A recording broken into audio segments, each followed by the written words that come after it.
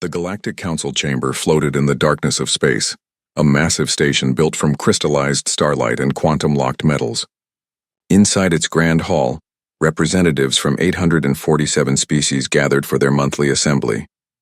Some breathed oxygen, others methane, some had scales, others had liquid bodies contained in force fields, but all of them shared one thing in common. They never spoke about Sector 7739. Ambassador Krelix of the Vraxian Empire stood before the council for the first time. His scales gleamed deep purple under the chamber's adaptive lighting, and his 4 eyes burned with ambition. The Vraxians were newcomers to the council, having joined only 10 cycles ago after conquering 40 star systems in just 20 years. They were warriors, proud and strong, and they feared nothing in the galaxy. Honored Council, Krelix began, his voice carrying across the vast chamber through translator fields. I have a question that troubles my people. We have studied the star charts. We have reviewed the territorial claims, and we have found something strange. Matriarch Velshara, the ancient silicon-based entity who led the council, shifted her crystalline body. She had been alive for 12,000 years, and she knew what question was coming. Every new species eventually asked it. There is a region of space, Krelix continued, pulling up a holographic map, that remains unmarked, unclaimed. No species has territory there. No trading routes pass through it. It is simply an empty. We call it Sector 7739. Why does the mighty Galactic Council ignore such a large area of space? Silence fell across the chamber. The elder species looked away. The younger ones leaned forward with interest. This was the question that should never be asked, yet always was. Velshara's voice resonated like crystal singing. That sector is not empty, Ambassador Krelix. It is occupied. By whom? Krelix demanded. I see no designation. No territorial markers. No delegation in this council. By humans, Velshara said simply. The word hung in the air like a curse. Some species made sounds of discomfort. Others activated their privacy shields. The Vraxian ambassador looked around, confused by the reaction. Humans? He repeated. I have never heard of this species. Are they powerful? Do they have vast fleets? Great weapons? They have both, an older ambassador whispered from the shadows. And worse. Krelix laughed, a harsh sound that his translator rendered as grinding stones. Then why are they not part of this council? Why do we avoid them? The Vraxian Empire has defeated armies twice our size. We have conquered worlds that others said could not be taken. We fear nothing. Velshara moved closer to the Vraxian ambassador. Even though she had no face as organic species understood it, her presence radiated something like sadness. Or perhaps it was pity. 800 years ago, she began, humanity reached the stars. They were young, aggressive, and their technology was crude but effective. We welcomed them as we welcome all new species. We invited them to join the council. We offered them the benefits of galactic civilization, and, Krelix prompted, and they refused to disarm, Velshara continued. You see, Ambassador, every species in this council has agreed to certain rules. We limit our weapons. We fight our wars with honor and restraint. We do not destroy planets. We do not exterminate entire populations. We do not use certain technologies that are too dangerous. Sounds weak, Krelix muttered. Humans did not agree with these rules, Velshara said. They looked at our civilization and called us naive. They said that any species that limited its own weapons would eventually be conquered by one that did not. So they refused to join us unless they could keep all their weapons, all their technology, all their methods of war. Then why not force them? Krelix asked. Surely the combined might of the council could have brought one primitive species to heel. Velshara's crystalline body seemed to dim. 40 species tried, Ambassador. 40 species formed a coalition to quarantine humanity, to force them to accept our rules. It was called the Civilizing War. It lasted 7 years. And humanity surrendered? No, Velshara said quietly. 3 of those 40 species no longer exist. 5 more lost half their populations. 12 suffered damage that took them centuries to recover from. And humanity lost millions but never surrendered. In the end, we begged them for peace. Krelix stared at the ancient matriarch. Surely she was exaggerating. 1 species could not defeat 40. It was impossible. The Treaty of Titan's Moon, Velshara continued, was our salvation. Humanity agreed to isolate themselves. They would claim a region of space, mark its borders, and never leave it. In exchange, we agreed to never enter their space, never contact them, and never speak of them to new species. That sounds like we imprisoned them, Krellick said. That is what we told ourselves, Velshara admitted, but the truth is different. We gave them what they wanted, to be left alone. And they gave us what we needed, to never face them in war again. Captain Issa, Krellick's military advisor, stepped forward. She was smaller than the ambassador but covered in battle scars. Matriarch, with respect, this was 800 years ago. Species change. Technology advances. Perhaps these humans are not the threat they once were. That is what worries me, Velshara said. 800 years of isolation. 800 years to develop their weapons without our restrictions. 800 years to prepare. No, Captain. I fear they are far more dangerous now than they were then. Krellick waved a dismissive claw. Stories. Old fears. The Vraxian Empire does not make decisions based on ancient myths. We deal in facts. The facts are simple, Velshara said. There are warning buoys along the entire border of human space. 12 different dead languages tell visitors to go no further. We place those buoys. The humans did not ask for them.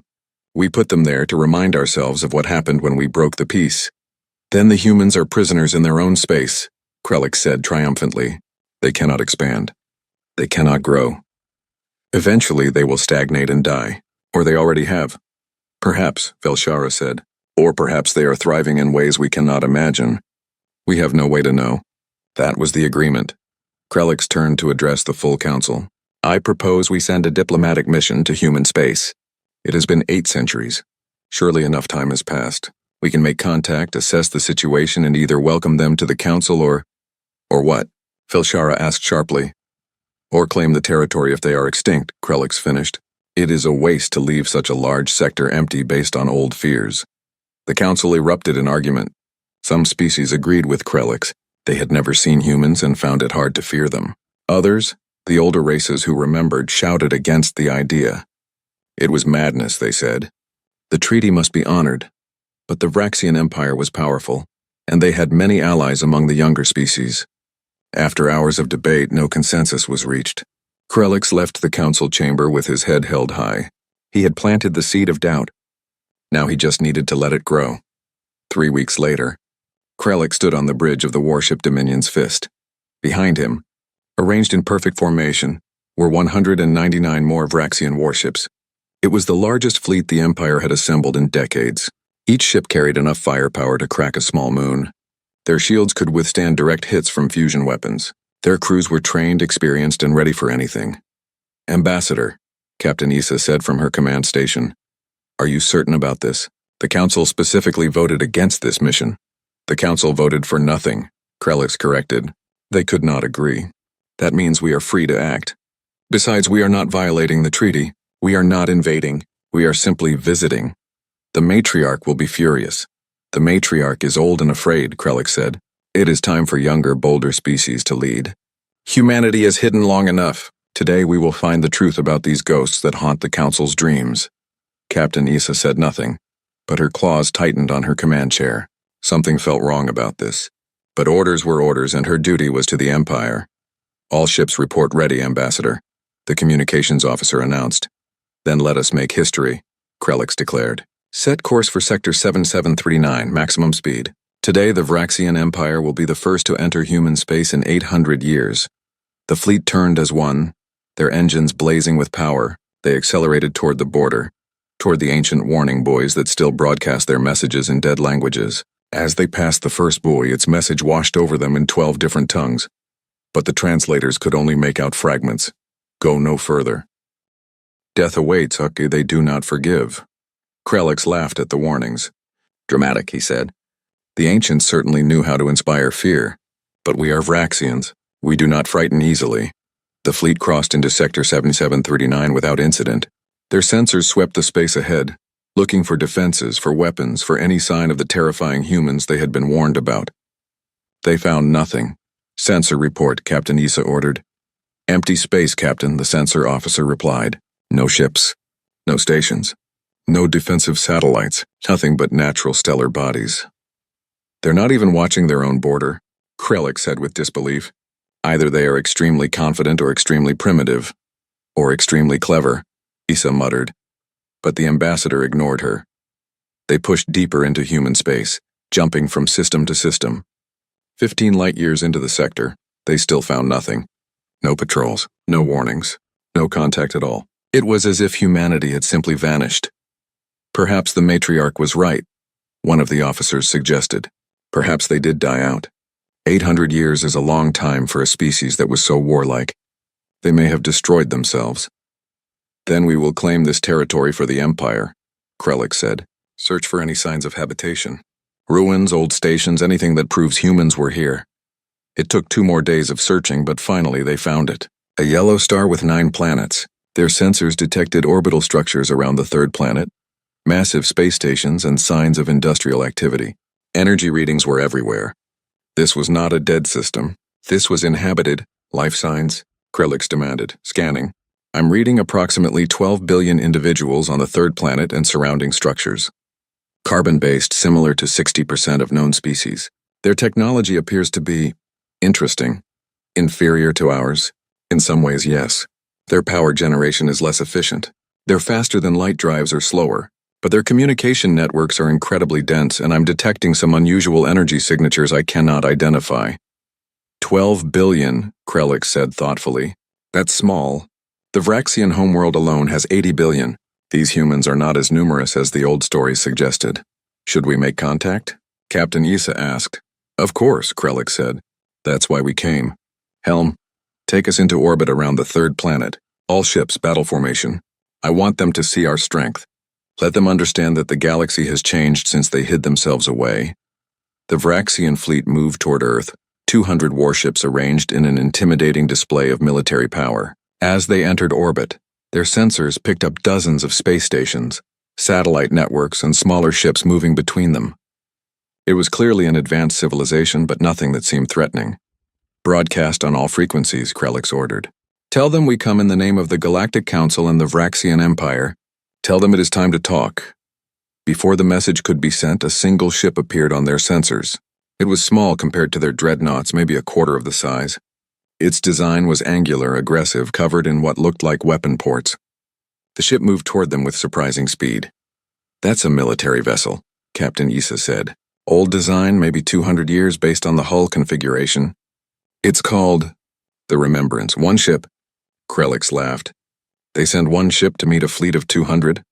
These humans have courage, I'll give them that. Or they're suicidal. The human ship stopped several thousand kilometers away. A communication request came through. Krellick accepted it, curious to see these legendary warriors who had terrified the galaxy centuries ago. The holographic display flickered to life, showing a human female.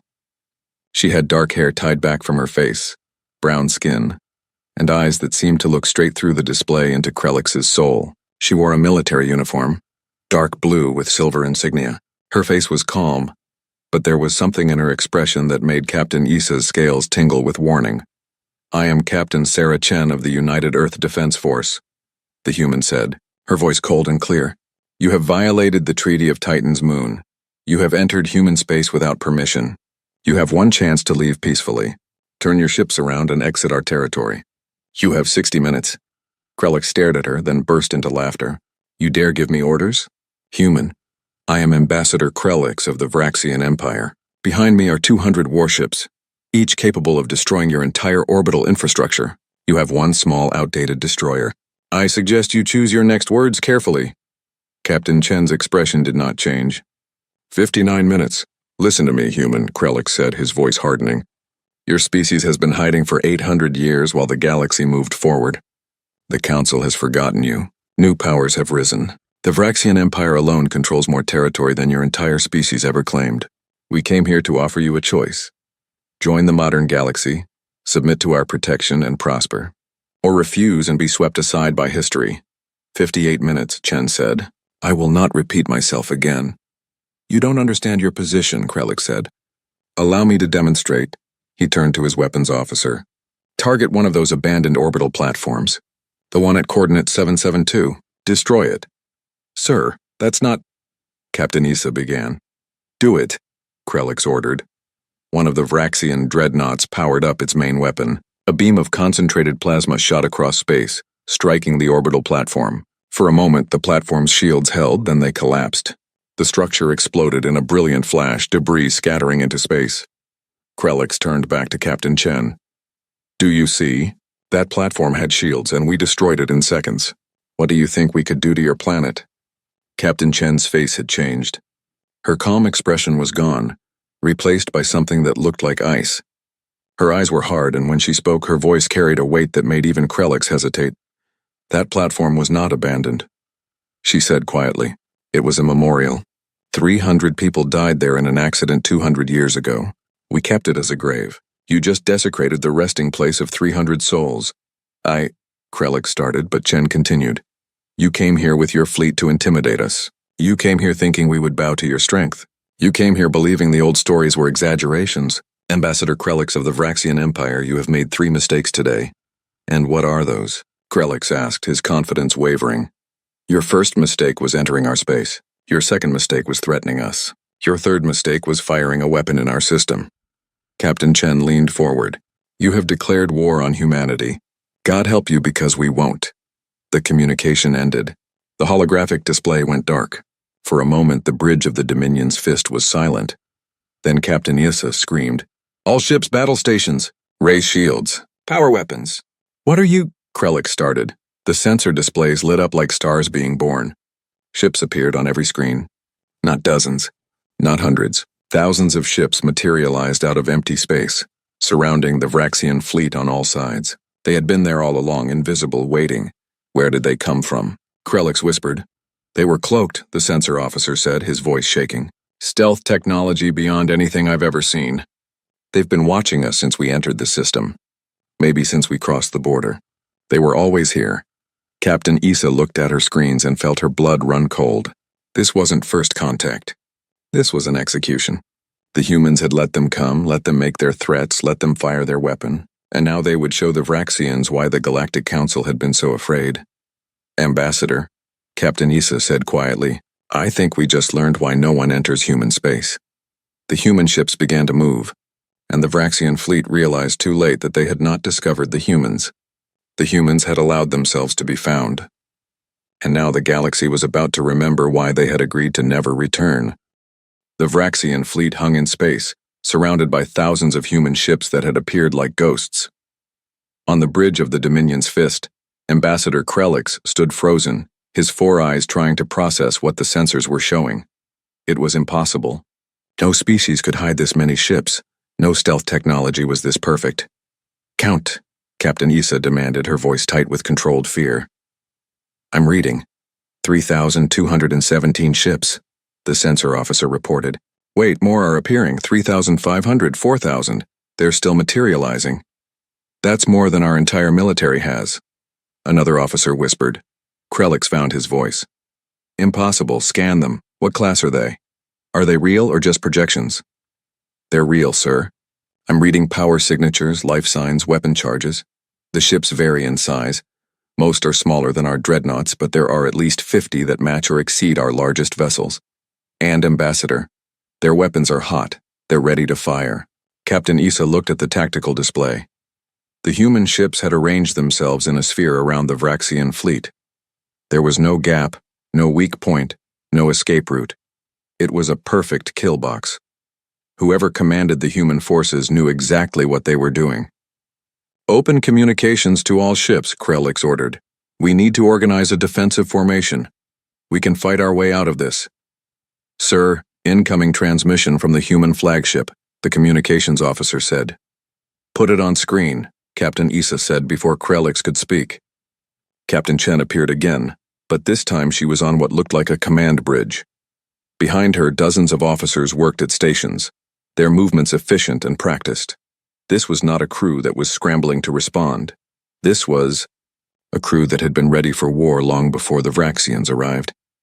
"Ambassador Krelix," Chen said, "I gave you 60 minutes to leave. You have now had 5 minutes to contemplate your situation. I will explain what happens next because I want you to understand exactly what you have done." "Captain Chen, please, there has been a misunderstanding," Krelix began. "There has been no misunderstanding," Chen interrupted. "You entered our space with a military fleet. You made threats. You destroyed a memorial. You fired a weapon in our sovereign territory. In human law, these are acts of war. We are now at war with the Vraxian Empire." "We did not mean to start a war," Krelix protested. "We came to make contact, to open dialogue." "You brought 200 warships to a diplomatic mission?" Chen's voice was ice. "Ambassador, we have been monitoring your communications since you crossed our border. We heard your plans. You came here to intimidate us, to force us to submit or to claim our territory if we were gone. You came as conquerors, not diplomats." Captain Issa stepped forward. "Captain Chen, I am Captain Issa of the Vraxian military. I accept responsibility for this incursion. If you must punish someone, punish me. Let my fleet withdraw." Chen looked at Issa for a long moment. "Captain, I respect your courage. But this is not about punishment. This is about survival." 800 years ago, the Galactic Council learned a hard lesson. Species that enter human space do not leave. We made a treaty that guaranteed our isolation and their safety. Your empire has broken that treaty. Now we will remind the galaxy why that treaty exists. "You would kill us all?" Krelix asked, his voice shaking. "Thousands of soldiers who were just following orders?" "You fired first," Chen said simply. "You destroyed a memorial. You showed us that you came here to hurt us. We will not give you a second chance to do worse." The transmission ended. Immediately the human ships began to move. They didn't swarm or charge. They moved with precise coordination, maintaining their formation while slowly tightening the sphere. "All ships. Battle formation Delta," Captain Issa ordered. "Concentrate fire on the closest human vessels. We break through one section and run for the border." The Vraxian fleet began to move, their ships grouping together and turning toward what looked like the weakest part of the human formation. Their weapons powered up, shields at maximum. If they were going to die, they would die fighting. "Fire," Issa commanded. 200 Vraxian warships opened fire simultaneously. Plasma beams, missile volleys, and kinetic projectiles shot toward the human ships. The space between the fleets lit up with weapons fire. It should have been enough to overwhelm the humans in that sector. It should have punched a hole through their line, but the human ships simply weren't there anymore. They moved faster than anything the Vraxians had ever seen, accelerating and changing direction in ways that should have turned their crews into paste from the G-forces. The Vraxian weapons struck empty space. "How are they moving like that?" an officer shouted. "Inertial dampeners beyond our technology," the science officer reported. "Their ships can pull maneuvers that would kill us, and their crews don't even feel it. It's like they're not following the same laws of physics." Then the humans returned fire. The first indication something was wrong came when the shields on the dreadnought warrior's pride simply vanished. Not collapsed, vanished. One moment they were at full power, the next they were gone. Then the ship itself came apart, torn open from bow to stern by something moving so fast the sensors barely registered it. "What hit them?" Krelix screamed. "Kinetic projectile," the sensor officer said, his voice shaking. "Traveling at 0.95 light speed. Our shields are designed to stop energy weapons and missiles. This went through them like they weren't there." More Vraxian ships died. The humans were using relativistic kill vehicles. Chunks of metal accelerated to near light speed. Each impact released more energy than a nuclear weapon. Ships didn't just break apart, they vaporized. "Return fire. Target their launchers," Captain Issa ordered. The Vraxians tried, but hitting the human ships was like trying to catch smoke. They dodged, weaved, and moved in patterns that seemed random but clearly weren't. Every few seconds another human ship would fire, and another Vraxian vessel would die. "Antimatter signatures," the science officer shouted. "They're using antimatter missiles." "That's forbidden by Galactic Convention," Krelix said. "They're not part of the Galactic Convention," Issa reminded him bitterly. The antimatter missiles struck 3 Vraxian ships at once. The explosions were so bright that the bridge displays automatically dimmed to protect the crew's eyes. When they could see again, the 3 ships were simply gone.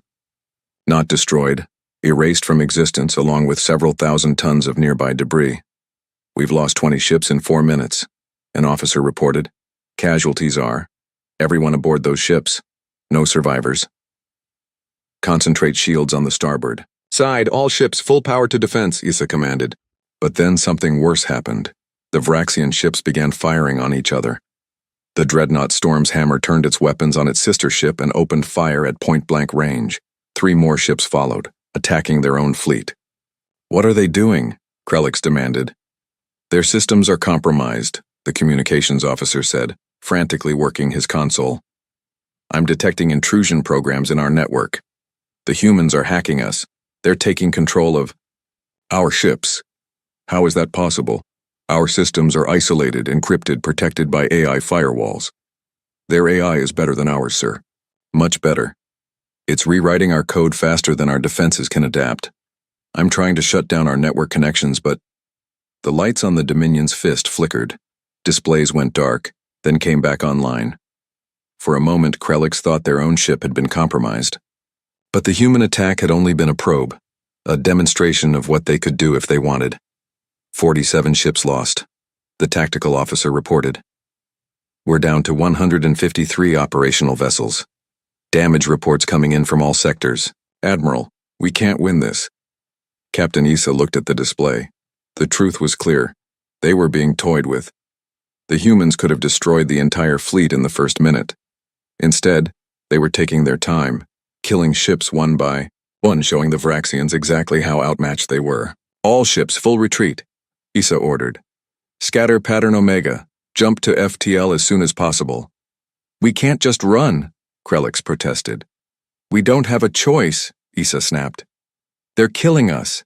Every second we stay here, more of our people die." The Vraxian fleet tried to scatter, each ship choosing a different direction to flee, but the human sphere was ready for that too. Every time a Vraxian ship tried to accelerate to FTL speed, human ships were already in position to intercept. The kill box was perfect. "They're predicting our movements," the navigation officer said. "No matter where we try to go, they're already there." "Then we fight," Issa said quietly. "If we can't run, we fight until they kill us or let us go. All ships, form defensive sphere, back to back. Make them pay for every ship they take."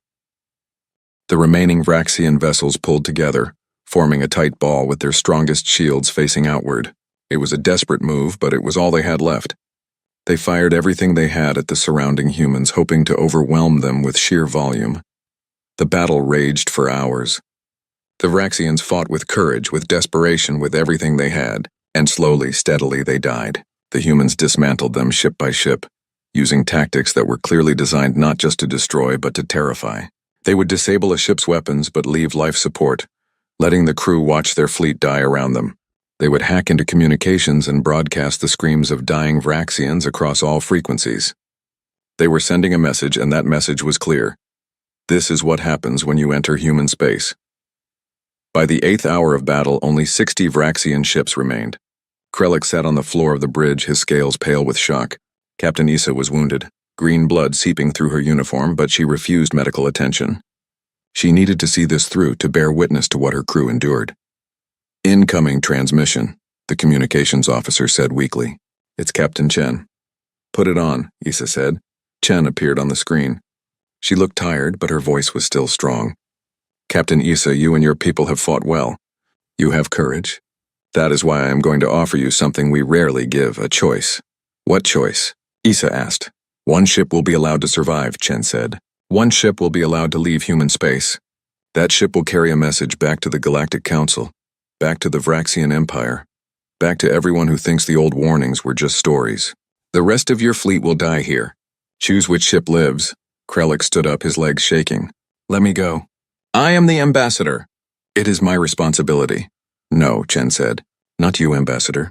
You started this war with your arrogance. You will witness what arrogance costs, but you will not be the one to spread the warning.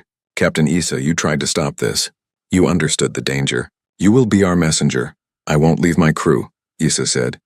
"You will," Chen replied, "because if you don't, everyone dies. All 60 ships. Give the order, Captain. Tell your crew to evacuate to one vessel. You have 10 minutes.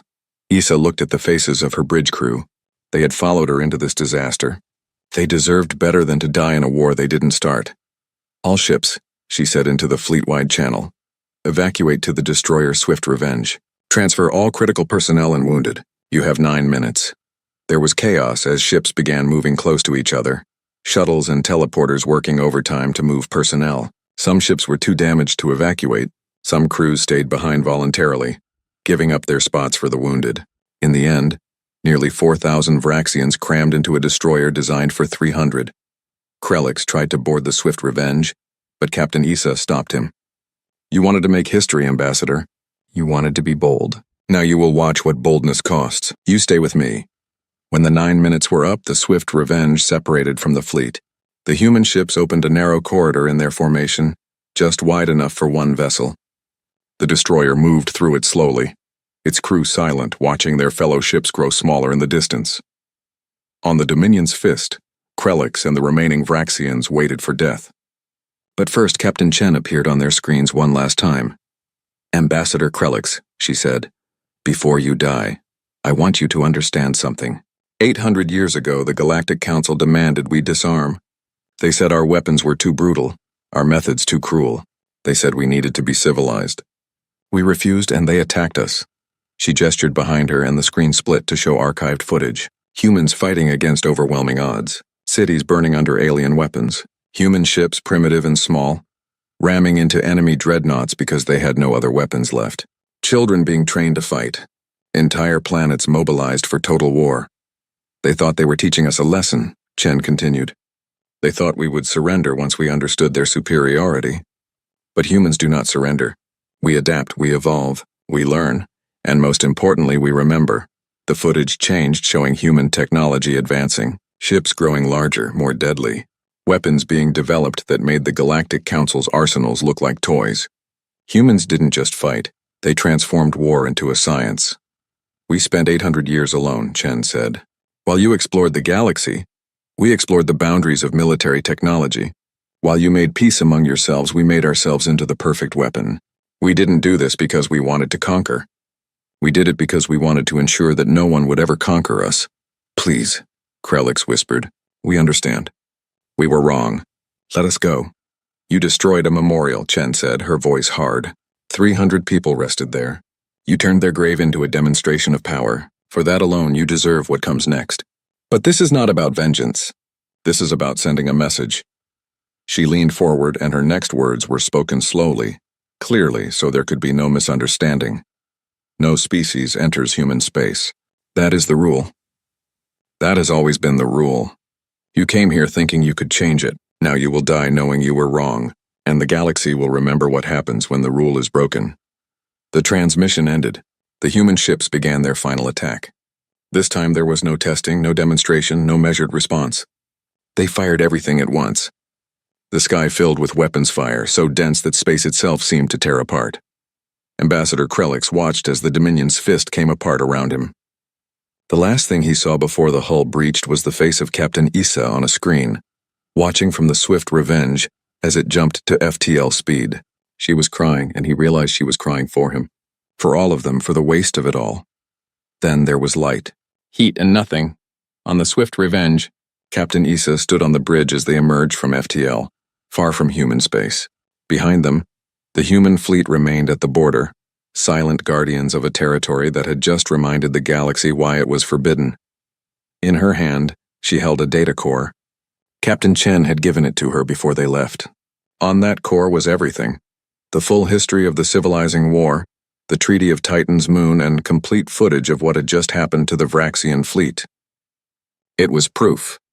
It was warning. It was the message she had to deliver. Set course for the Galactic Council, Issa said quietly. Maximum speed. The galaxy needs to see this. As the swift Revenge limped away, carrying its cargo of survivors and terrible knowledge, the human ships remained in formation around the Sol system. Their watch continued as it had for 800 years.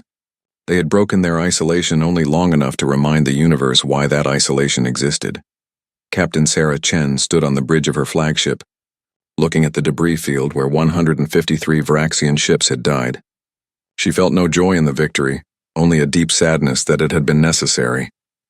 Captain, her first officer said quietly, do you think they'll listen this time? Some will, Chen said. Some won't. There's always someone who thinks they're different, who thinks they're smarter or stronger than the species that came before. We'll be here when they come. How long will we have to do this? Chen looked out at the stars, at the vast galaxy beyond their borders. Somewhere out there, civilizations rose and fell, wars were fought, peace was made. But here in human space there was only vigilance. Forever, she said softly. We'll do this forever if we have to. Because the alternative is surrendering our freedom. And humans will never do that. We chose isolation over subjugation. We chose strength over acceptance. And we'll defend that choice against anyone who challenges it. She turned away from the window. Stand down from battle stations. Resume normal patrol patterns. And someone clean up that debris field. Give those Vraxians the dignity of a proper grave. They were fools, but they were brave fools. That deserves respect. As the human fleet dispersed, returning to their hidden positions throughout the Sol system, one fact remained clear. The treaty held not because humanity was weak, but because humanity was terrifyingly strong. The border existed not to contain them, but to protect everyone else. And the galaxy was about to remember that lesson once again. The Galactic Council chamber was silent as the holographic display showed the final moments of the Vraxian fleet. 847 species watched as ship after ship was torn apart by human weapons. They watched as the Swift Revenge escaped through a corridor of human vessels. They watched as Ambassador Krellix and over 40,000 Vraxians died in a battle that lasted less than 12 hours. Captain Issa stood before them, her scales still pale from blood loss and trauma. She had not slept in 3 days. She had traveled straight from human space to the Council, driven by a desperate need to prevent anyone else from making the same mistake. This is what happens, she said quietly, her voice carrying through the translator fields. When you ignore the warnings, this is what happens when you think you are strong enough, smart enough, different enough. The humans have spent 800 years preparing for this moment. They were not surprised. They were not frightened. They were ready. Matriarch Velshara's crystalline form pulsed with a dim light. Captain Issa, you have our deepest sympathies for your loss. But we must understand, did you provoke this attack? Did Ambassador Krellix do something to anger the humans? He destroyed a memorial, Issa said. A platform where 300 humans died 2 centuries ago. He used it as a demonstration of our weapons. To show we were superior. She looked around the chamber. The humans consider their dead sacred. We desecrated a grave. In their eyes, we declared war. But surely, a young ambassador from the Talarian collective spoke up, the response was disproportionate? To destroy an entire fleet over one memorial? Issa turned to look at the Talarian. You saw the battle. Do you think that was the humans fighting at full strength? They had over 4,000 ships surrounding us.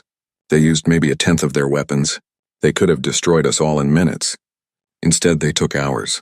They wanted us to understand, truly understand that we never had a chance. The holographic display changed, showing the data core's full contents.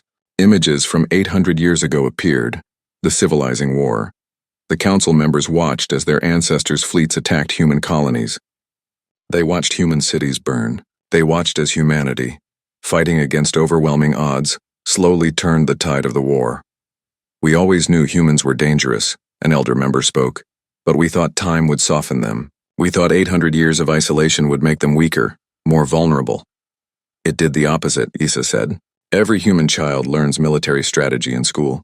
Every civilian knows how to use weapons. Every station can become a fortress in minutes. They have turned their entire civilization into a military force waiting to be activated. And their technology, she pulled up more data. They use antimatter weapons banned by every galactic convention. They have artificial intelligence that can hack our most secure systems in seconds. They have ships that can accelerate and maneuver at speeds that would kill any of us. Their stealth technology is so advanced that they were watching us from the moment we crossed their border, and we never saw them.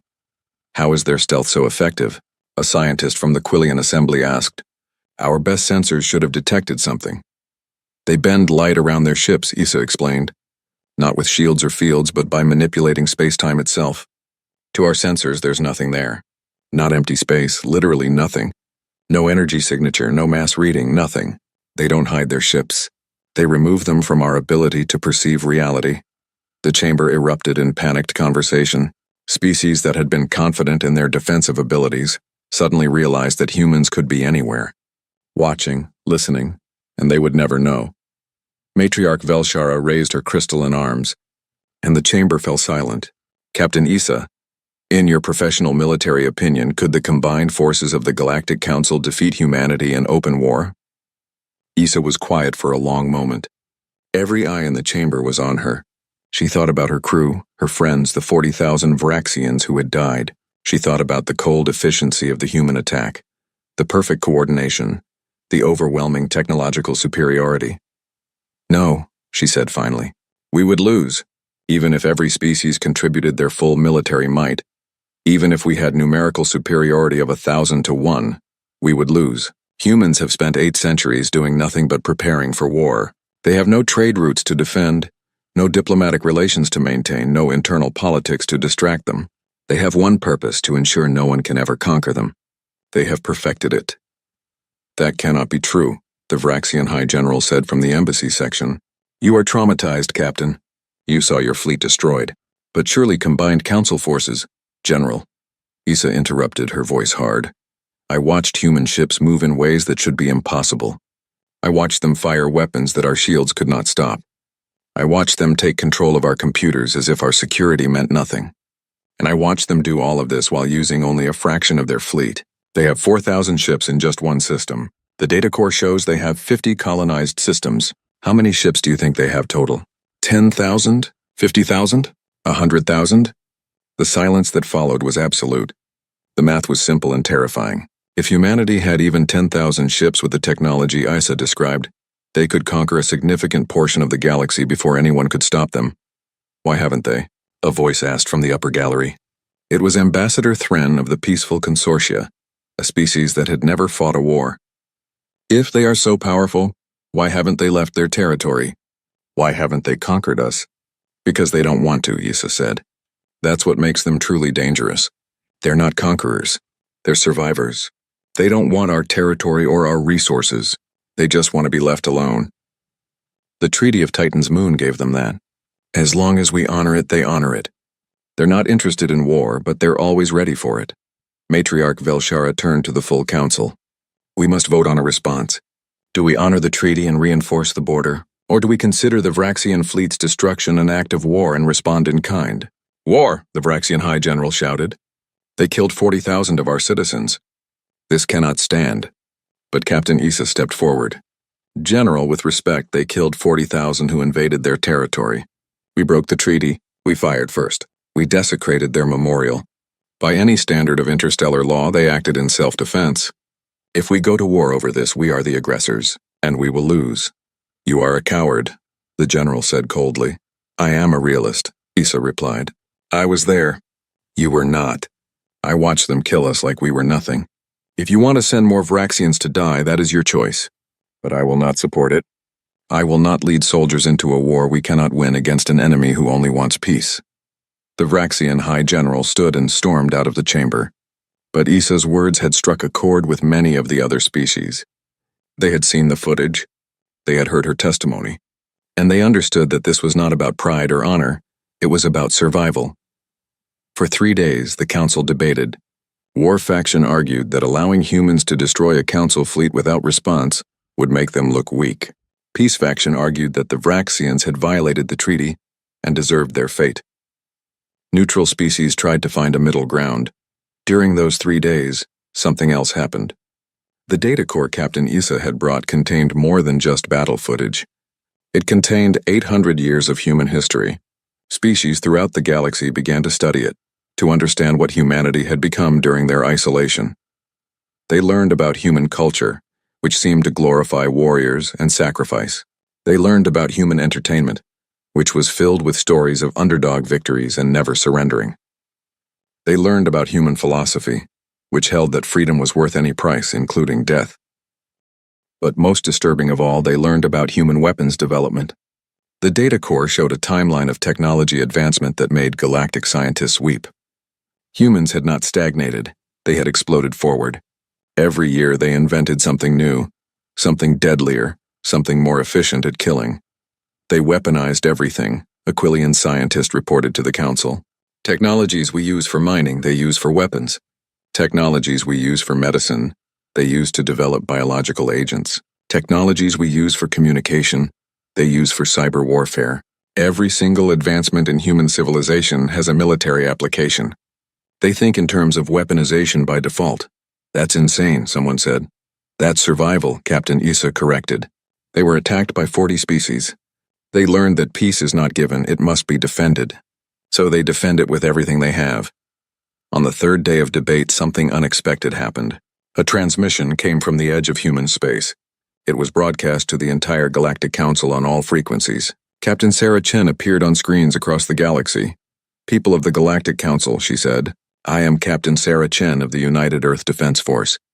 800 years ago, our species signed the Treaty of Titan's Moon. We agreed to isolate ourselves, to remain in our designated space, and to never interfere with galactic affairs. In exchange, you agreed to never enter our territory, to never attack us, and to leave us in peace." She paused, and her expression was grave. "The Vraxian Empire broke that treaty. They entered our space with a military fleet. They made threats. They fired weapons. They destroyed a memorial to our dead. By the laws of war that we know, by the terms of the treaty itself, we were justified in defending ourselves.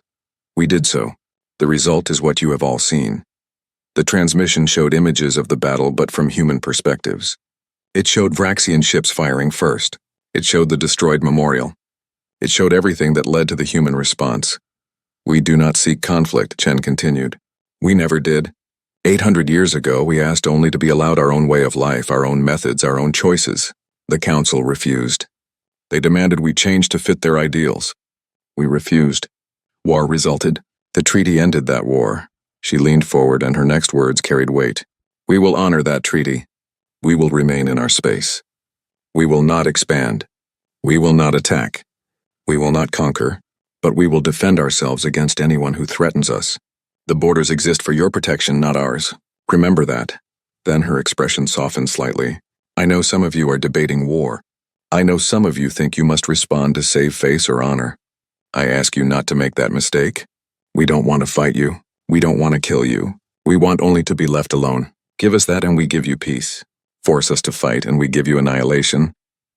The transmission showed one final image. Earth, beautiful and blue, floating in space. Around it, barely visible, were the defensive platforms, the orbital stations, the thousands of ships that protected it.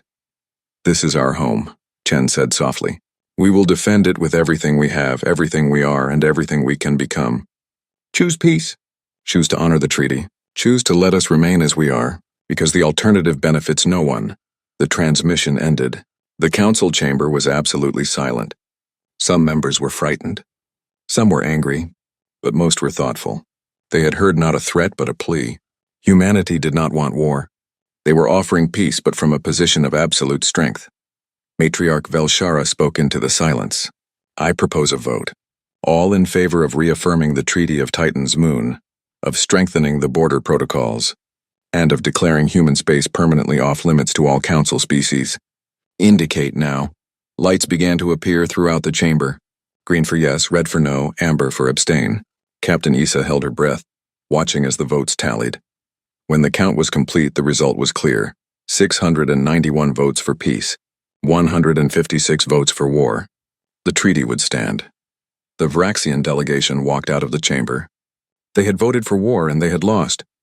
Captain Issa did not walk out with them. She stayed, standing before the council, knowing she had just betrayed her own people in their eyes, but saved them in reality. "Captain Issa," Matriarch Velshara said gently, "you have lost your fleet, your crew, and now you're standing in your own empire. What will you do now?"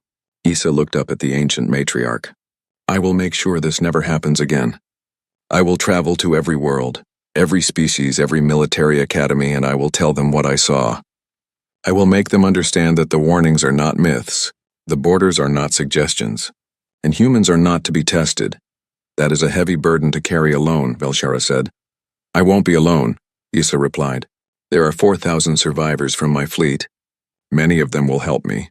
We'll make sure the galaxy remembers what happens when you enter human space." Over the following weeks, new protocols were established. The border around human space was reinforced with additional warning buoys. Autonomous defense systems were placed along the perimeter, not to attack humans trying to leave, but to stop anyone trying to enter. Every species was required to update their star charts with multiple layers of warnings. Most importantly, the full history of the civilizing war and the recent Vraxian incident was made mandatory study material for all military academies in the galaxy. New officers would learn about humanity from day one. They would understand that the borders existed for a reason. Captain Issa began her journey, traveling from world to world, telling her story. At first, many dismissed her as a failure, someone making excuses. But she always had the data core, always had the footage, always had the proof. And slowly, minds changed. She spoke at the Talarian War College, showing future officers how quickly human tactics adapted. She spoke at the Quillian Science Institute, demonstrating human technology that seemed impossible. She spoke at gatherings of civilian leaders, explaining why the treaty protected them, and always she ended with the same words. Humans are not evil. They are not monsters. They are survivors who will do anything to remain free. Respect that and they will never threaten you. Challenge that and they will destroy you. The choice is always yours, but choose wisely. 6 months after the incident, something remarkable happened. A young species called the Drellin, who had just achieved faster-than-light travel, asked the Council about human space. They wanted to know why such a large region was restricted. Instead of the usual vague warnings, the Council showed them everything. The civilizing war, the treaty, the Vraxian fleet, Captain Issa's testimony. By the time they finished, the Drellin ambassador was pale. We understand, he said quietly. We will honor the treaty. We will teach our people about the borders, and we will never make the mistake of thinking we are special. This became the new standard. Every species that joined the Council, every new civilization that reached the stars was taught about humanity immediately. Not as a ghost story, not as a vague warning, but as historical fact. The galaxy had neighbors who wanted only to be left alone, and had the power to enforce that wish. In human space, Captain Sarah Chen received reports of the Council's vote and the new protocols. She stood in her office looking at Earth through the viewport, and allowed herself a small smile. Captain, her first officer said, do you think they'll actually keep the treaty this time? For a while, Chen replied. Maybe a long while. Eventually, someone will forget or think they're different or decide to test us again. It's inevitable. Pride and curiosity always win eventually. And when that happens, Chen turned from the window, her expression serious. We'll be ready. We're always ready. That's our burden. That's our choice. We chose freedom over acceptance. We chose strength over friendship. And every time someone tests that choice, we have to prove we meant it. Do you ever regret it? The first officer asked quietly. The isolation? Never being part of the larger galaxy? Chen considered the question. Sometimes, she admitted. I wonder what it would be like to explore without fear, to trade freely, to have allies and friends among the stars. But then I remember why we made this choice. We refuse to give up who we are, what we are, how we think and fight and survive. That's worth any price. She looked at the star charts, at the vast galaxy beyond their borders. We're not alone because we're afraid of them. We're alone because they're afraid of us, and maybe that's how it should be. The galaxy needs someone who refuses to compromise, who stands as an example that strength and independence still matter. We're that example.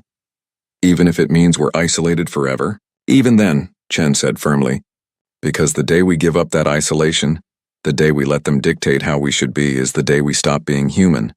And I would rather die than let that happen. She returned to her desk, to the reports and readiness assessments that filled her days. Somewhere in the galaxy, Captain Issa was telling her story. Somewhere else, the Council was voting on new protocols. And everywhere, species were learning to respect the borders. But Chen knew the truth. Peace was temporary. War was always waiting. And humanity would be ready when it came. They always were. 10 years had passed since the Vraxian fleet had entered human space and never returned. 10 years since the Galactic Council had reaffirmed the Treaty of Titan's moon. 10 years of peace, of respect for borders, of careful avoidance of the sector marked with warnings in 12 dead languages. But peace, as Captain Sarah Chen had predicted, was never permanent. In the neutral zone between Council space and human territory, a small station floated. It had been built carefully, precisely on the border, touching neither side. The station was a marvel of diplomatic architecture, half of it designed for Council species, half designed for humans, with a central meeting chamber that both could use. This was Ambassador Station, and today it would host the first official communication between humanity and the Galactic Council in 800 years. Ambassador General Marcus Chen stood in the human section of the station, looking through the reinforced viewport at the Council vessel approaching. He was tall for a human, with dark hair graying at the temples and the same sharp eyes as his mother. Yes, Marcus was Sarah Chen's son, born after the Vraxian incident, raised in a civilization that had just reminded the galaxy why they stayed isolated. Nervous? His aide Lieutenant Park asked. Terrified, Marcus admitted. My mother fought to keep us separate. Now I'm here to start bringing us together. What if I'm wrong? What if opening dialogue is a mistake? The council voted for this meeting, Park reminded him. They want to talk. That's progress. Or it's a trap, Marcus said darkly. We won't know until it happens. On the council ship, Matriarch Velshara prepared for her own journey to the station. She had watched civilizations rise and fall for 12,000 years, but she had never been as uncertain as she was now. Humanity was a paradox, a species so dangerous that they had to be isolated, yet so principled that they honored the isolation perfectly. Matriarch, her aide said, the human delegation has arrived at the station. They're waiting in their section. Have they brought weapons? Velshara asked. Our sensors detect standard personal defense equipment. Nothing more. They're following the protocols exactly. Of course they are, Velshara said. Humans may be warriors, but they're not cheaters. If they agree to terms, they honor them. That's what makes them both terrifying and trustworthy. The meeting chamber was a neutral space, filled with adaptive atmosphere that could support both silicon and carbon-based life. When Marcus entered from the human side and Velshara from the council side, they stopped, studying each other across the empty room. Matriarch Velshara, Marcus said formally, on behalf of humanity, I thank you for agreeing to this meeting. Ambassador Chen, Velshara replied, her crystalline voice harmonizing through the translation field. On behalf of the Galactic Council, I thank you for your willingness to communicate. They moved to the center of the room where a simple table had been placed. As they sat, Marcus in a chair, Velshara settling her crystalline mass onto a specially designed platform, the tension was palpable. I will be honest with you, Ambassador, Velshara began. Many council members oppose this meeting. They fear humanity. They remember the civilizing war. They saw what happened to the Vraxian fleet. They believe that any contact with your species will lead to war. And yet you came, Marcus said. Because isolation cannot last forever, Velshara replied. 800 years is a long time, but it is not eternity. Eventually circumstances will force interaction. Better to establish communication now on our terms than to wait for an emergency that forces contact under bad conditions. Marcus nodded. We agree. My mother once told me that the borders protect the council more than they protect us. But she also said that maybe someday we could find a way to coexist without fear. This is that attempt.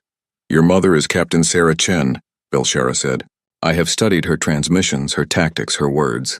She is a formidable person. She's also retired now, Marcus said with a slight smile. At 78, she finally agreed to let younger people take over. But her lessons remain. She taught me that strength without wisdom is just violence. That power without restraint is just destruction. Humanity has power, Matriarch. We have strength, but we need wisdom. Maybe the Council can help with that. And what can humanity offer the Council? Velshara asked.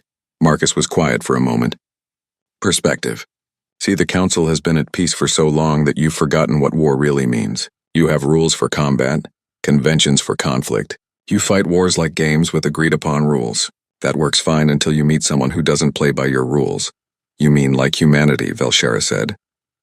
No, Marcus said.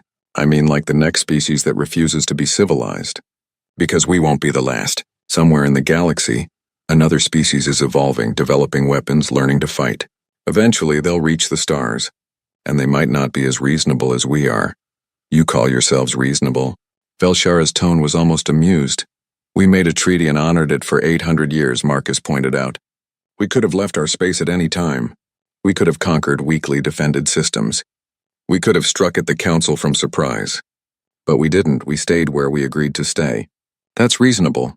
Velshara considered this. He was right. Humanity could have broken the treaty countless times, but they never had. Even when the Vraxians invaded, the humans sent one survivor back with a warning instead of launching a counterattack into Council space.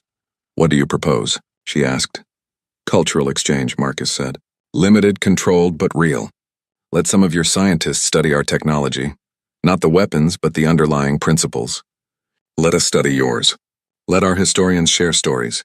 Let our artists see each other's work. Let us understand each other not as threats, but as neighbors who happen to live separately. That is dangerous, Velshara said. What if understanding leads to conflict? What if our species are too different to coexist peacefully? Then we'll find out before an emergency forces the issue, Marcus replied. Right now the Council knows us only as warriors. We know the Council only as the civilizations that attacked us. Neither side has the full picture. That ignorance is more dangerous than knowledge. Over the next several hours they talked. Marcus explained the human perspective.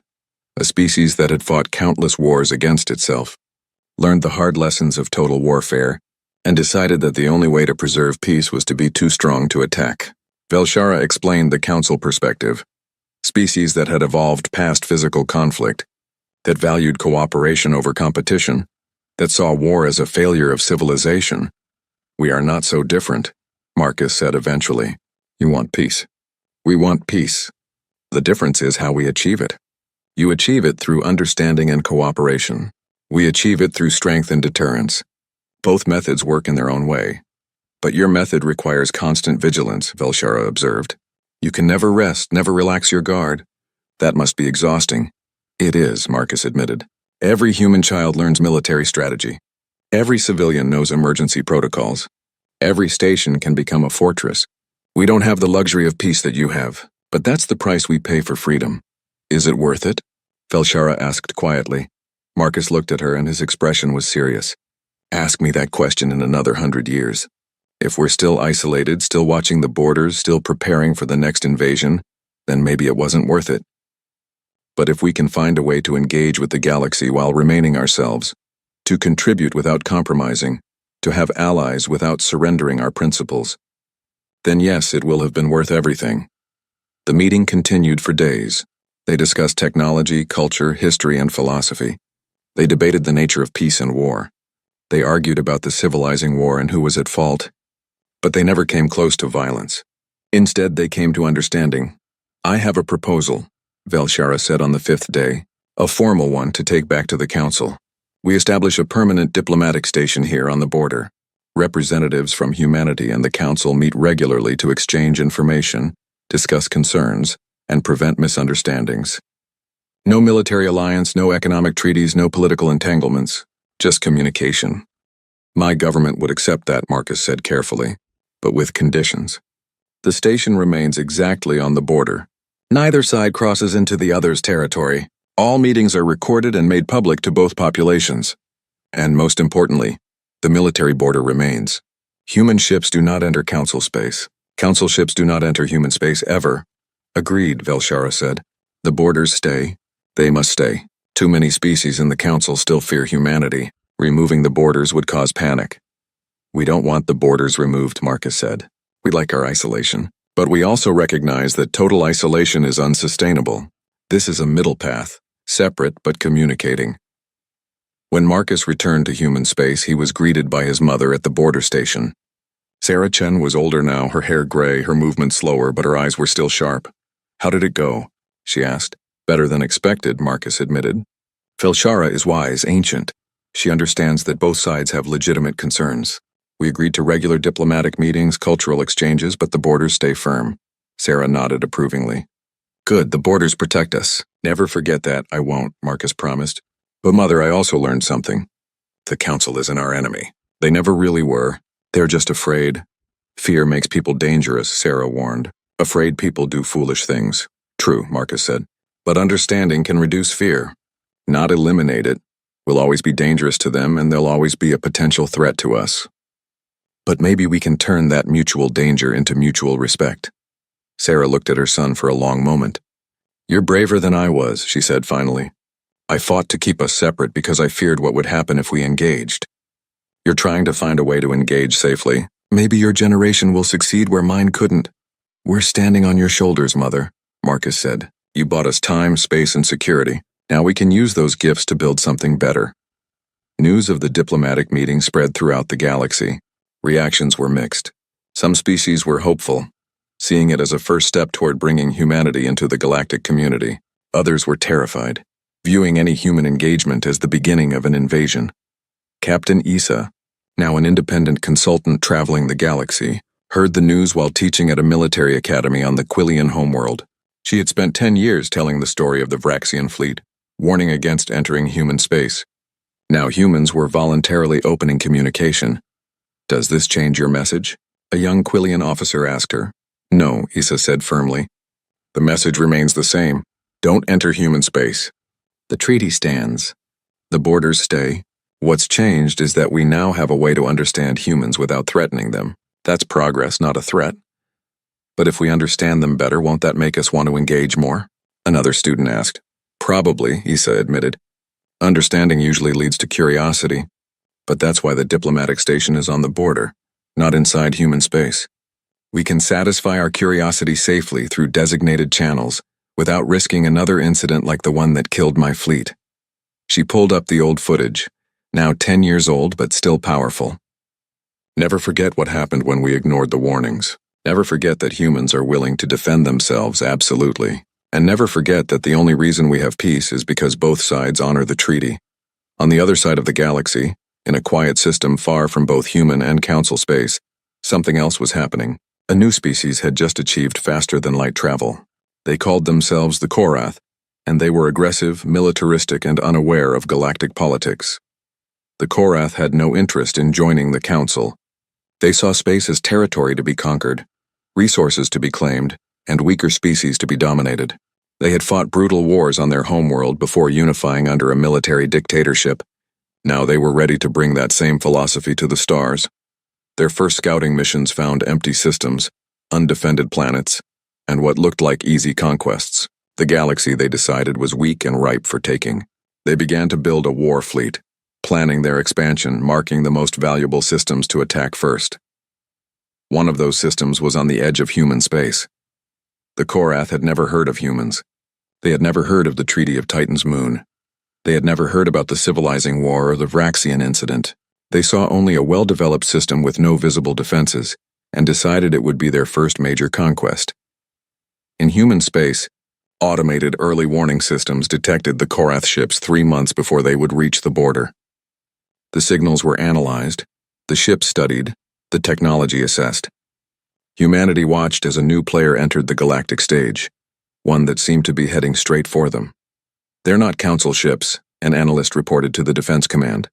"New species. Unknown technology. Aggressive posture based on their movements. And they're heading for Sector 7. "That's right on our border," the commander said. "Do they know about us?" "Unlikely. They're new to space travel. They probably have no idea about galactic politics or the treaty. Then they're about to get a very harsh education," the commander said grimly. "Activate border defenses, move fleet assets into position, and someone notify Ambassador Chen. If these newcomers cross the border, we need to know if we're still operating under the same rules as with the Vraxians." Marcus received the message while still at the diplomatic station. He immediately contacted Matriarch Velshara. "We have a situation," he said without preamble. "A new species called the Korath is approaching our border. They appear to be hostile and unaware of our existence. What does the Council know about them?" Velshara accessed her databases. "The Korath? Yes, we detected their first FTL flights 3 months ago. We sent a standard greeting inviting them to join the Council. They responded with threats and demands for submission. We marked them as a hostile species and placed them under observation. They're heading for our space," Marcus said. "If they cross the border, what happens?" "The treaty still stands," Velshara said firmly. "If they enter human space, they do so without Council protection. We will not intervene on their behalf. But Marcus, perhaps this is an opportunity?" "What do you mean?" "The Korath don't know about humans. They don't know about the borders or the treaty. If you intercept them before they cross, if you warn them away, you could prevent another massacre. And you could show the galaxy that humanity can exercise restraint even when provoked." Marcus considered this. "You want us to be merciful to a species that might attack us?"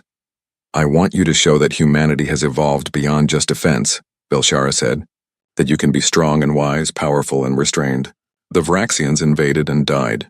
If the Korath make the same mistake and die, the galaxy will see a pattern. But if the Korath are warned and turn away, the galaxy will see that humanity can be something more than warriors. And if they don't turn away after we warn them," Velshara's crystalline form pulsed, "then the galaxy will see that you tried, that the blood is on their hands, not yours. Either way, you gain respect." Marcus made a decision. "We'll try. I'll recommend that our fleet intercept them in neutral space before they reach the border. We'll give them one chance to turn back. After that, After that, you do what you must, Velshara said. But trying for peace first, that's the action of a civilization, not just a military force. The human fleet moved into position in neutral space, far from their border but directly in the path of the approaching Korath ships. 3 human vessels against 20 Korath warships. The humans were outnumbered, but they were ready. When the Korath fleet detected the human ships, they were confused. They had encountered no other species in this region. They sent a communication demanding identification. The response came from Commander Rodriguez of the UEF Vigilant. This is Commander Maria Rodriguez of the United Earth Defense Force. You are approaching human territory. We are here to inform you that the space ahead is restricted. You must change course immediately. The Korath commander laughed. We recognize no restrictions. Space belongs to those strong enough to take it. If you are here to challenge us, then fight. If you are here to surrender, then submit. We are here to warn you, Rodriguez said patiently. 1 kilometer ahead is a boundary. Beyond that boundary is human space. By interstellar treaty, any unauthorized entry is an act of war. We will defend our territory absolutely. Turn back now and no one needs to die today. 3 ships against 20, the Korath commander sneered. You're either insane or suicidal. We will destroy you and take whatever lies beyond. Rodriguez's voice hardened. You've been warned. What happens next is your choice. The Korath ships accelerated toward the human vessels, weapons charging. They expected an easy victory. They had superior numbers and their weapons had never failed against any opponent. What they got instead was a demonstration of why the Galactic Council feared humanity. The battle lasted 6 minutes. When it was over, 15 Korath ships were destroyed, 3 were heavily damaged but intact, and 2 had fled. The 3 human ships were undamaged. Not even their shields had been significantly stressed. Commander Rodriguez sent one final transmission to the surviving Korath ships. Take this message to your people. The territory beyond this point is human space. No one enters without permission. This is the only warning you will receive. Share what happened here. Learn from it. And never return. The Korath ships limped away carrying news of the devastating defeat. Their military dictatorship would spend months analyzing what had gone wrong. How 3 ships had destroyed 15. How their superior numbers had meant nothing. And across the galaxy the story spread once again. Humanity had tried peace. They had offered a warning. They had given the Korath a choice. And when that choice was rejected, they had demonstrated their power decisively but without cruelty. They had even let survivors escape to spread the tale. Captain Issa heard the news and smiled grimly. That's new, she said to her students. 10 years ago, humans would have destroyed the entire fleet. Now they let survivors go to carry the message. Maybe Ambassador Chen is right. Maybe humanity is evolving. Does that make them less dangerous? A student asked. No, Issa said. It makes them more. A warrior who knows when not to kill is far more terrifying than one who always kills, because it means they're choosing restraint, not unable to follow through, and a choice can always be reversed. In the neutral zone, Marcus met with Velshara again. You heard? He asked. The entire galaxy heard, Velshara replied. You intercepted them in neutral space. You offered warning. You demonstrated force without cruelty. And you let survivors carry the tale. Ambassador Chen, you may have just shown the galaxy a new side of humanity. Or confirmed their fears that we're too dangerous to interact with, Marcus said. Perhaps both, Velshara admitted. But I will tell you this. The Council just held an emergency session. The vote was unanimous. The diplomatic initiative continues. Your restraint proved that engagement with humanity is possible. You could have annihilated the Korath. Instead, you educated them. That distinction matters. Marcus looked through the viewport at the space between human and Council territory. It's going to be a long road, isn't it?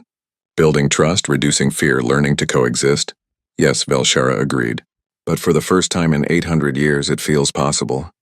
Your mother's generation built the walls. Your generation might build the bridges. As long as both the walls and bridges are strong, perhaps we can have both security and cooperation. One can hope, Marcus said softly. One can hope. 50 years had passed since Ambassador Marcus Chen first met with Matriarch Velshara at the neutral zone. 50 years of careful diplomacy, limited cultural exchange and maintained borders. The Treaty of Titan's moon still stood stronger than ever, but the fear that had once surrounded it had begun to transform into something else. Respect. The galaxy had changed. New species joined the Council regularly, and each one was immediately taught about humanity. Not as monsters or demons, but as neighbors who chose isolation and defended it absolutely. The lesson had been learned and relearned through the Raxian incident, the Korath warning, and a dozen smaller encounters over the decades. The rule remained simple. No species enters human space. And the galaxy had finally accepted that this was not negotiable. On Earth, in a retirement home overlooking the Pacific Ocean, Sarah Chen sat in her favorite chair, watching the sunset. She was 128 years old, kept alive by advanced medical technology and sheer stubbornness. Her son Marcus, now 80 himself, sat beside her. "They want to name a ship after you," Marcus said. "The UEF Sarah Chen? A new dreadnought, largest in the fleet." Sarah smiled slightly. "What did you tell them?" "That you'd probably refuse the honor," Marcus said. "I would," Sarah confirmed. "Ships should be named after concepts, not people. Name it something like vigilance or determination. Something that reminds future generations why we're here." "The treaty has held for 850 years, Marcus said. "That's longer than most civilizations have existed." "Do you think it will last forever?" Sarah was quiet for a moment, looking out at the ocean. "No," she said finally. "Nothing lasts forever. Eventually circumstances will change. Maybe we'll change. Maybe the Council will change. Maybe someone will find a way to force contact that neither side can refuse. But for now, for these centuries, we've proven something important." "What's that?" "That peace doesn't require friendship," Sarah said. "That different philosophies can coexist if both sides respect boundaries. The Council wanted us to be like them, civilized by their standards. We refused. They attacked. We defended. And in the end, we found a balance where both sides can thrive without destroying each other." "Some species still think we're monsters hiding in the dark," Marcus said. "Let them think that," Sarah replied. "Fear keeps people honest. Respect keeps them peaceful. We have both. That's better than being liked but not respected." Marcus smiled. "You know, Matriarch Velshara said something similar when we last met. She said that humanity's greatest gift to the galaxy wasn't our technology or our tactics. It was our example that sovereignty matters, that a species has the right to be itself even if others don't understand or approve." "Velshara is still alive?" Sarah asked with surprise. "Silicon-based beings live a long time," Marcus said. "She's been guiding the Council for 12,000 years now. She remembers when humans first reached the stars. She remembers the civilizing war. She remembers everything. Then she remembers why the treaty exists," Sarah said firmly. "Good. As long as people like her remember, the peace will hold." In the Galactic Council chamber, a new crisis was unfolding. A species called the Gen Collective had been expanding aggressively, conquering smaller civilizations and forcing them into their empire. The Council had tried diplomacy, economic sanctions, and limited military intervention. Nothing worked. The Gen were too powerful, too determined, and too willing to use weapons that others considered excessive. "They're approaching Sector 7739, an intelligence officer reported. 300 Gen warships are moving toward the human border. We don't know if they intend to enter or if they're just testing the boundaries." The Council erupted in panicked discussion. The Gen were a serious military threat, possibly the strongest empire the galaxy had seen in millennia. If they entered human space, what would happen? Would humanity destroy them as they had the Vraxians? And if the Gen survived, would they bring the secret of defeating humanity back to the Council's enemies? Velshara, now ancient even by her species' standards, called for calm. "The treaty must be honored by all sides," she said. "If the Gen enter human space, they do so without Council protection. We will not intervene to save them, and we will not hold humanity responsible for defending their territory." "But Matriarch," a younger ambassador protested, "the Gen are too powerful. If humanity destroys their fleet, the Gen will declare war on everyone. They'll blame the Council for not warning them."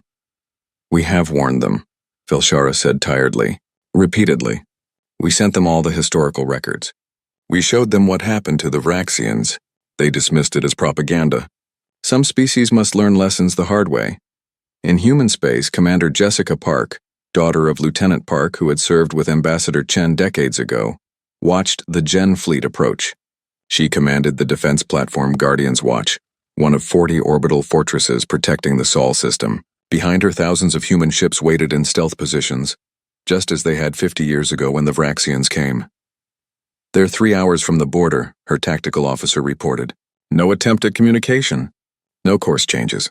They're coming straight for us. Have we sent warning, boys?" Park asked. Standard warnings broadcast in their language and 12 others. The communications officer confirmed. They've acknowledged receiving them but haven't responded. Then they know what they're doing, Park said. Bring all defensive systems online. Prepare stealth fleet for immediate response, and someone wake up Ambassador Chen. If this turns into a fight, he needs to know immediately. Marcus Chen received the call in the middle of the night. At 80, he didn't sleep well anyway, so the interruption was almost welcome.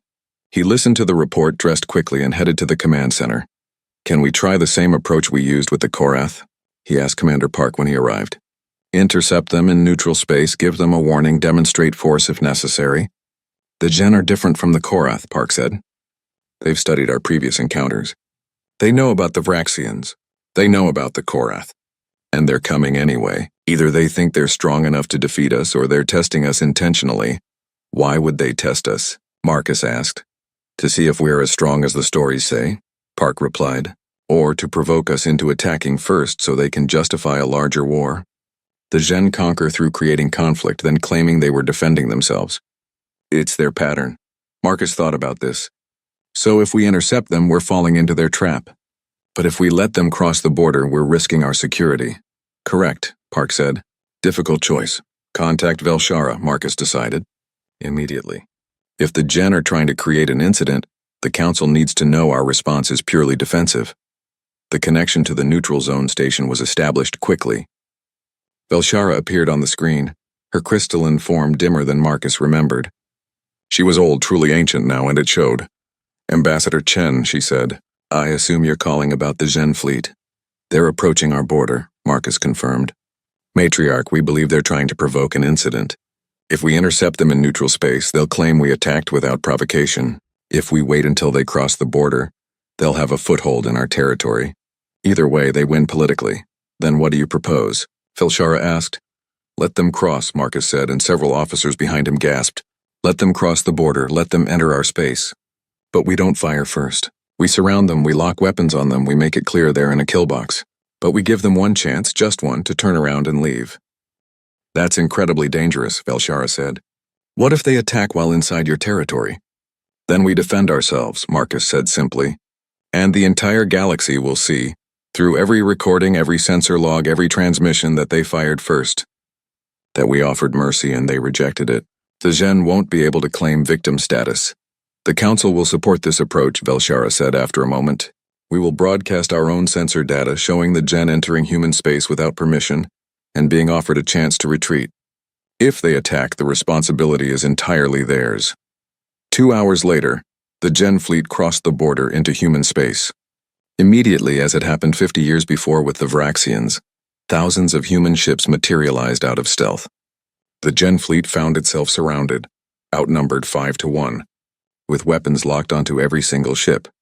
The Gen commander, Admiral Kraith, received the transmission from Commander Park.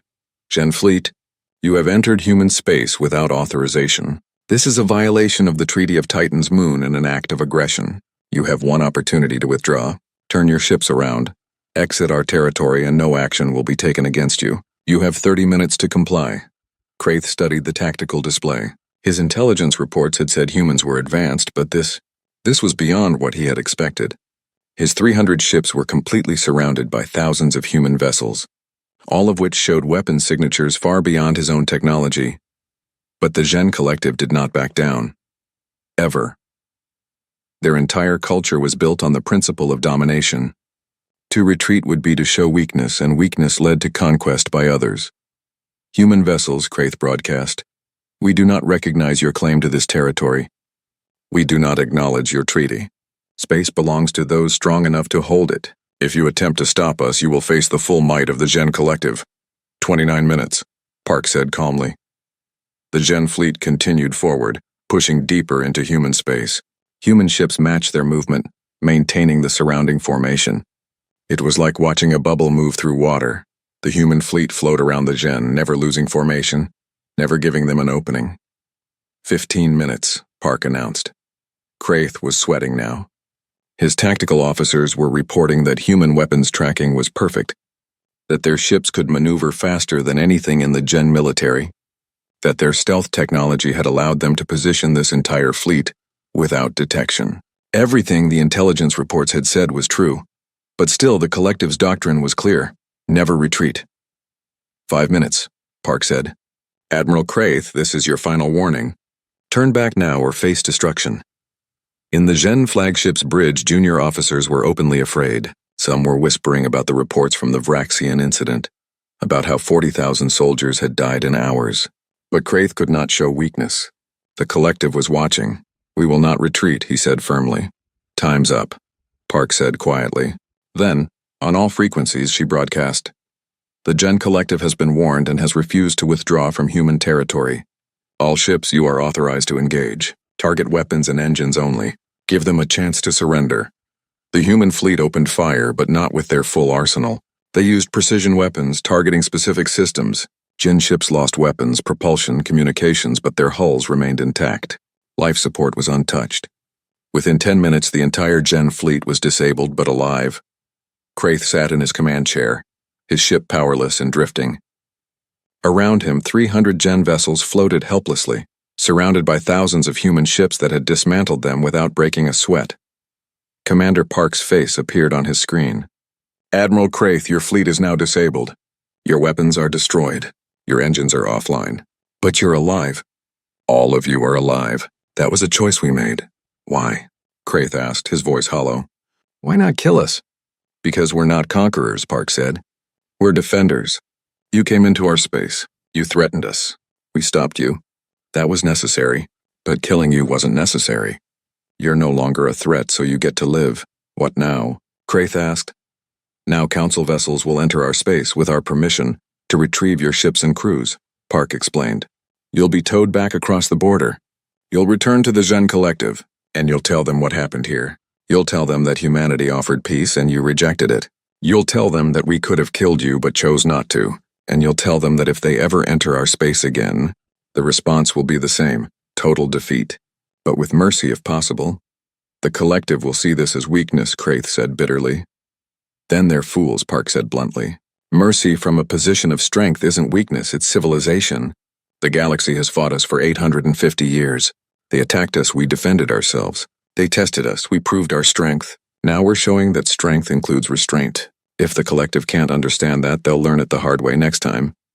True to Park's word, Council ships entered human space, the first non-human vessels to do so peacefully in centuries. They attached tow lines to the disabled Gen ships and slowly pulled them back across the border.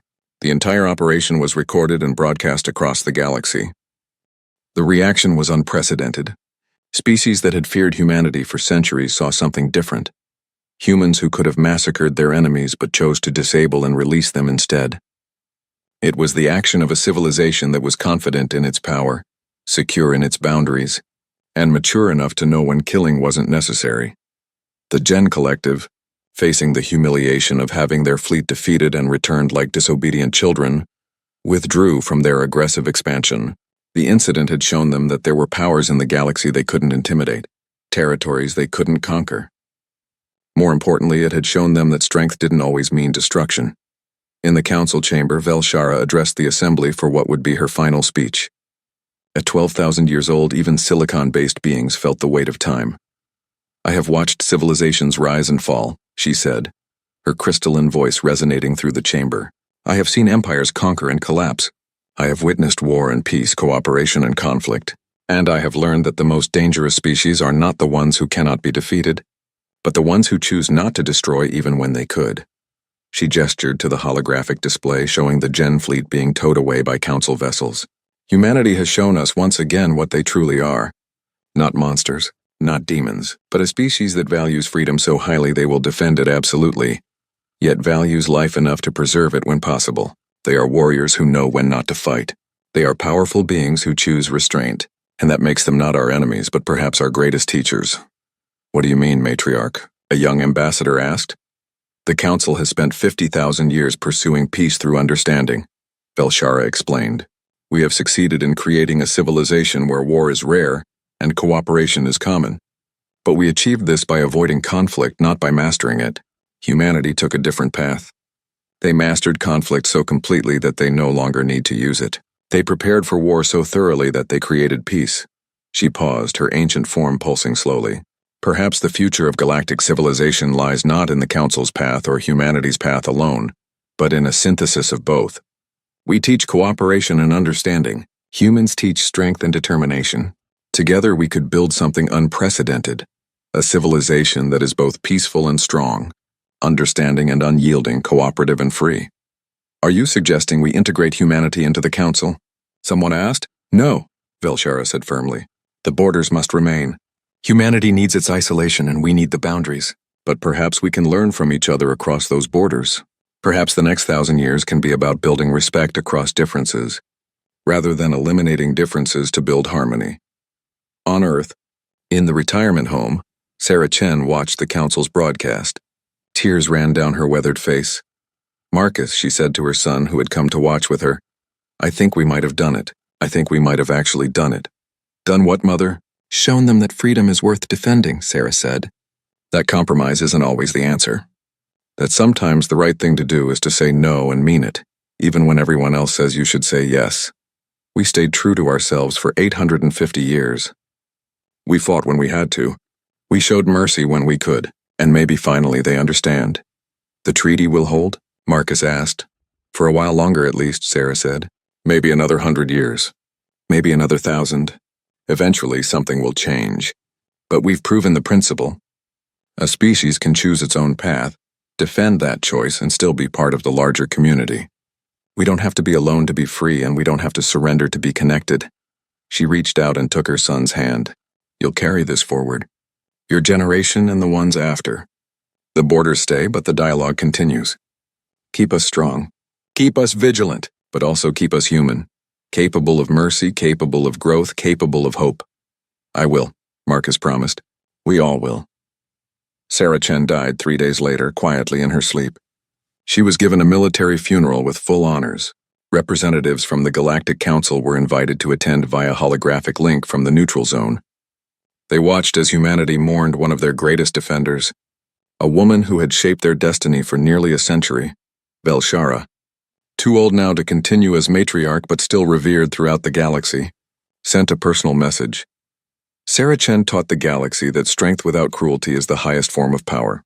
She defended her people absolutely, but never sought to harm others unnecessarily. She is proof that warriors can be wise, that power can be restrained, and that isolation can be a choice rather than a punishment. The galaxy is lesser for her passing but greater for her having lived. The years continued to pass. The treaty held. The borders remained. But the dialogue between humanity and the Council grew stronger, more complex, more nuanced. Cultural exchanges became regular events. Scientific cooperation occurred across the neutral zone. Artists from both sides shared their work, finding common ground in creativity even when they couldn't agree on politics. 100 years after the Gen incident, Ambassador David Park, grandson of Jessica Park, great-grandson of the original Lieutenant Park, met with the new Council matriarch, a gaseous being named Theshara, who had taken over after Velshara finally retired. Matriarch, David said. I have a question that my grandfather asked his grandmother who asked her mother. How long can this continue? The separation, the borders, the careful distance? Theshara's form swirled thoughtfully. How long do you want it to continue? Forever, David said immediately. We've seen what happens when species try to make us conform. We've fought those battles. We won our freedom at great cost. We won't surrender it for convenience or politics. Then it will continue forever, Theshara said simply. The Council has learned that some species are meant to walk their own path. Humanity is one such species. Your isolation is not a failure of integration. It is a success of self-determination. And the galaxy accepts this? The galaxy has no choice, Theshara said with what might have been humor. You've made it very clear that entry to human space is fatal to anyone who attempts it. But you've also shown that you can be reasonable neighbors, willing to communicate, willing to help in shared crises, willing to contribute to galactic civilization without compromising your sovereignty. That is enough. David looked out at the stars visible through the station viewport. You know what I think? I think we're going to be doing this for thousands of years. Talking across borders, cooperating at a distance, being part of the galaxy while remaining separate from it. It's not what anyone wanted originally, but maybe it's what everyone needs. Perhaps, Theshara agreed. The galaxy is vast enough for many different approaches to civilization. The Council's way works for most species. Humanity's way works for humans. and the existence of both makes the galaxy richer than if everyone followed the same path. My great-grandmother Sarah used to say that peace doesn't require friendship, David said. Just mutual respect and honored boundaries. Sarah Chen was wise, Theshra said. The council archives contain all her speeches and transmissions. She is studied by our military academies as an example of strategic thinking, by our philosophers as an example of principled determination, by our historians as an example of how a single individual can shape the destiny of civilizations. She'd probably hate being that famous, David said with a smile. She just wanted to keep humanity safe. She did more than that, Theshra said. She kept humanity free. And in doing so, she reminded the entire galaxy that freedom matters, that sovereignty matters, that the right to choose your own path matters.